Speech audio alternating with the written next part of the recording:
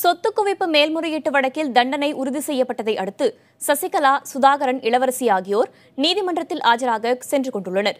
இதில் சரணடைவதற்கான நடைமுறைகள் என்ன என்பது குறித்து பெங்களூருவில் இருக்கும் பரப்பன அக்ரஹார சிறை அருகே இருக்கும் நமது செய்தியாளர் மகாலிங்கத்திடம் கேட்கலாம். மகாலிங்கம், சரியாக எத்தனை மணிக்கு சசிகலா பெங்களூரு சிறைக்கு வருவார் அப்படின்னு எதிர்பார்க்கப்படுது? அவர் அங்கு வந்த பிறகு நீதிமன்றத்தில் பின்பற்றப்பட இருக்கும் நடைமுறைகள் குறித்து விளக்கமா சொல்லுங்க.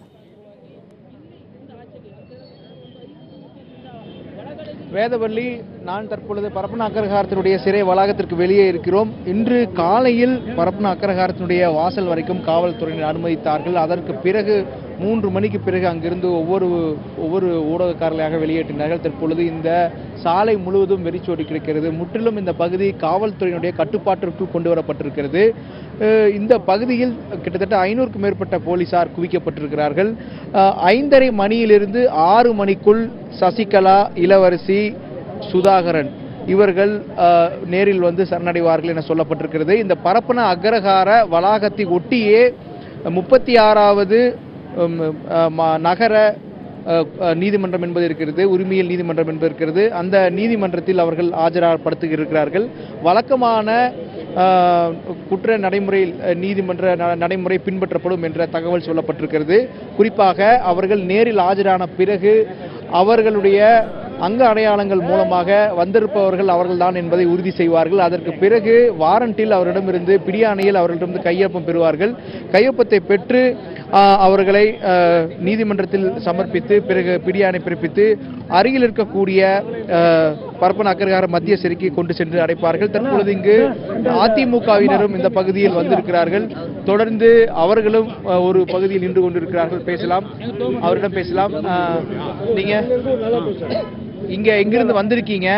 தற்பொழுது பொதுச் செயலாளர், உங்கள் கட்சியுடைய பொதுச் செயலாளர் இன்னும் சற்று நேரத்தில் வர இருக்கிறார். உங்க மனநிலை எப்படி இருக்கு?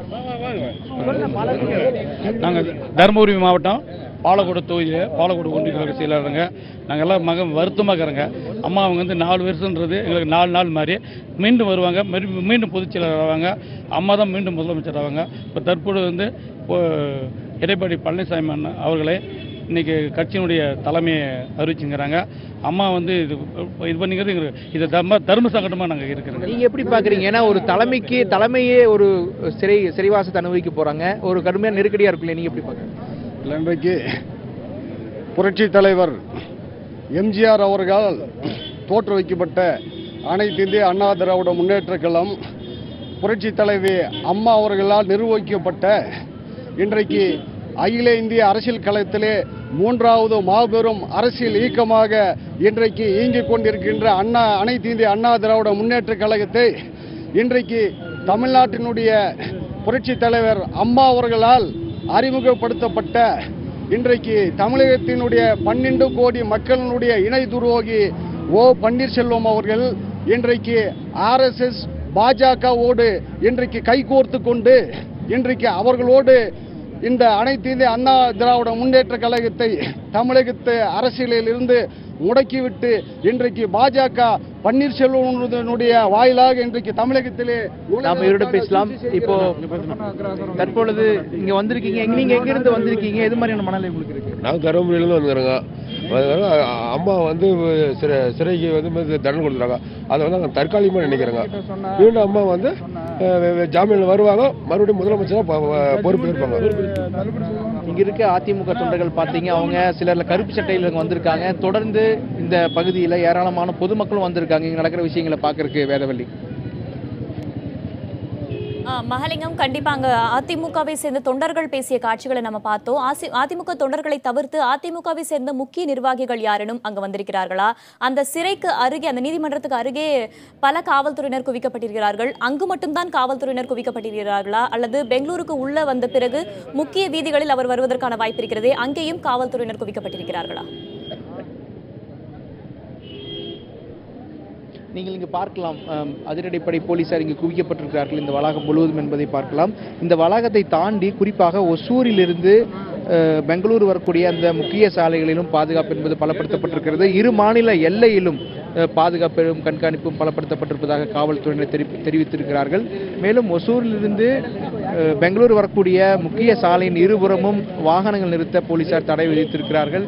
எனவே இந்த பகுதி முழுவதும் போக்குவரத்து அல்லது சட்ட ஒழுங்கை சீர்குலையும் வகையில் எந்த நடவடிக்கையும் செய்ய அனுமதிக்க மாட்டோம் என காவல்துறையினர் சொல்லியிருக்கிறார்கள்.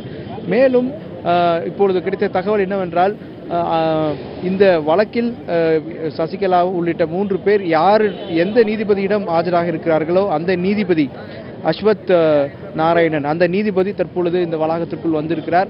அங்கு தொடர்ந்து அடுத்த கட்ட நடவடிக்கைகள் குறித்து அவர் அதிகாரிகளோடும் நீதி அமர்வோடும் தற்போது பேசிக் கொண்டிருக்கிறார். அதே போல சிறையை பொறுத்த வரைக்கும் இந்த பரப்பன அக்ரஹார சிறை என்பது கிட்டத்தட்ட 40 ஏக்கரில் அமைந்துள்ள ஒரு மிகப்பெரிய மத்திய சிறையாகும் கர்நாடகா மாநிலத்தில்.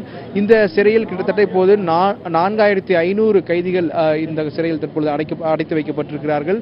அதில் ஆண் பிரிவு மற்றும் பெண் பிரிவு என 2 பிரிவுகள் இருக்கின்றன. ஏற்கனவே மறைந்த முதலமைச்சர் ஜெயலலிதா இந்த சிறையில் தான் அடைக்கப்பட்டிருந்தார். அவரோடு சசிகலா, இளவரசி ஆகியோர் அடைக்கப்பட்டிருந்தார்கள். தற்பொழுது கர்நாடகாவினுடைய அதிமுக பொறுப்பாளர் புகழேந்தி இந்த பகுதியை வந்திருக்கிறார். இப்படி முக்கியமான நிர்வாகிகளும் பிரமுகர்களும் இங்கு வந்திருக்கிறார்கள். சிறைத்துறையும் தற்பொழுது இவர்களுக்கு எந்தெந்த வகையில் பாதுகாப்போடு சிறை பிரிவுகளை ஒதுக்க முடியும் என்ற ஒரு ஆலோசனையும் காலையிலிருந்து தொடர்ந்து நடைபெற்று வருவதாக சொல்லியிருக்கிறார்கள். இந்த பகுதி முழுவதும் உள்ள பொதுமக்கள் என்ன பேசிக் கொள்கிறார்கள் என்றால், ஜெயலலிதா வந்திருக்கிறார், ஜெயலலிதாவை பார்ப்பதற்காக நாங்கள் வந்திருக்கிறோம் என்று சொன்னார்கள். இன்னும் பலருக்கு ஜெயலலிதா மறைந்தது கூட தெரியாத ஒரு சூழல் இங்கு இருக்கிறது. ஆனால் இங்கு வந்த பிறகுதான் தெரிகிறது சசிகலா தான் வருகிறார் என்று அவர்கள் புரிந்து கொள்கிறார்கள், தகவல் தெரிந்த பிறகு. எனவே இதுபோன்ற பொதுமக்களும் இங்கு அதிக எண்ணிக்கையில் தொடர்ந்து இந்த பகுதியை பார்ப்பதற்காக வந்து கொண்டிருக்கிறார்கள். வேதவள்ளி, மகாலிங்கம், அங்கு அதிமுகவை சேர்ந்த தொண்டர்களும் அங்கு குவிந்திருப்பதை பார்க்க முடிகிறது. நீதிமன்றத்திலிருந்து எவ்வளவு தொலைவில் அந்த அதிமுக தொண்டர்கள் நிறுத்தி வைக்கப்பட்டிருக்கிறார்கள்? செய்தியாளர்களிடம் சந்திப்பதற்கோ செய்தியாளர்களிடம் பேசுவதற்கு அனுமதிக்கப்படுகிறதா? வேதவள்ளி, நீங்கள் பார்க்கக்கூடிய இந்த சாலையில் இறுதியில் தான் அந்த நீதிமன்றம் என்பது அமைந்திருக்கிறது என்று பார்க்கலாம். அங்கிருந்து கிட்டத்தட்ட 1 கிலோமீட்டர் தொலைவில் ஊடகங்களும் பொதுமக்களும் கட்சி நிர்வாகிகளும் இங்கே இந்த பகுதியில் நிறுத்தப்பட்டிருக்கிறார்கள். யாரும் உள்ளே செல்வதற்கு அனுமதி இல்லை. காவல்துறை வாகனங்கள் மட்டுமே உள்ளே செல்வதற்கு அனுமதி, அல்லது அனுமதிக்கப்பட்ட வாகனங்கள் மட்டுமே போலீசார் வழிவிடுகிறார்கள். மற்ற வாகனங்களாம் வெளியே எடுத்துக்கொள்கிறார்கள். இங்கு காவல்துறை வாகனங்களும் அதிக எண்ணிக்கையில் காவல்துறையினர் நிறுத்தப்பட்டிருக்கிறார்கள் என்பதை பார்க்க முடிகிறது. எனவே தற்பொழுது ஊடகத்தினரிடம் புகழேந்தி பேசிக் கொண்டிருக்கிறார். அந்த காட்சியை நாம் பார்க்கலாம். இந்த ஒரு சூழலில் சரியாக 5:30 மணி வாக்கில் சசிகலா உள்ளிட்ட 3 பேரும் இந்த பகுதிக்கு வருவார்கள் என்று தகவல் சொல்லப்பட்டிருக்கிறது என்பதை பார்க்க முடிகிறது. நீங்க தற்போது எது மாதிரியான ஏற்பாடு இருக்கு, எங்க இருக்காங்க, அடுத்த கட்டம் என்ன நடவடிக்கை? உச்சநீதிமன்ற ஆணையை அடுத்து கழகத்தினுடைய பொதுச் செயலாளர் சின்னம்மா அவர்கள் இன்னும் 1 மணி நேரத்திலே இங்கே வர இருக்கிறார்கள். வழக்கு மன்றத்திலே அவர்கள் இங்கே ஆஜராக இருக்கிறார்கள். அந்த ஏற்பாடுகள் நடந்து கொண்டிருக்கிறது. காவல்துறைக்கு தொந்தரவு இல்லாமல் எல்லோரும் இருக்க கேட்டுக் கொள்ளப்பட்டிருக்கிறார்கள். ஆகவே அமைதியாக இங்கே எல்லோரும் காத்திருக்கிறோம். உங்களுடைய கட்சி தலைமைக்கு ஏற்பட்டிருக்கிற நெருக்கடி எப்படி பார்க்குறீங்க? ஒன்றில் நெருக்கடி, இது டஃப் டைம். இதிலிருந்து மீண்டு வருவோம். கர்நாடகா மாநிலத்தின் அதிமுகவின் பொறுப்பாளர் புகழேந்தி பேசினார். இது ஒரு கடுமையான ஒரு சூழல். இந்த சூழலிருந்து வெளியேறுவோம் என்ற நம்பிக்கை தெரிவித்திருக்கிறார். காவல்துறைக்கு முழுமையான ஒத்துழைப்பு கொடுப்பார்கள் தொண்டர்கள் என்ற தகவலையும் தெரிவித்திருக்கிறார். நீங்கள் பார்க்கலாம், இந்த பாதையில் கடைசியில் தான் அந்த பரப்பன அக்கரஹார